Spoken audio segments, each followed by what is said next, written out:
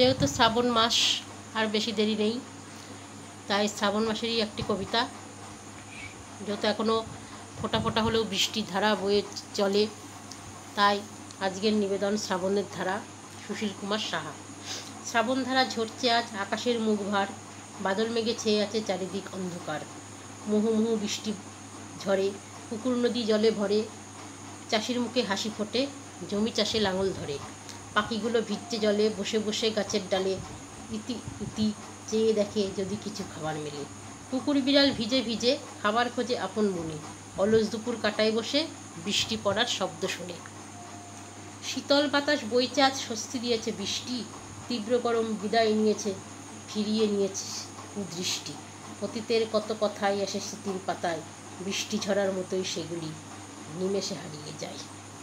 শ্রাবণের ধারার মতো পড়ুক ঝরে, পড়ুক ঝরে, তোমারই সুরটি আমার বুকের পরে পড়ুক ঝরে। ধন্যবাদ।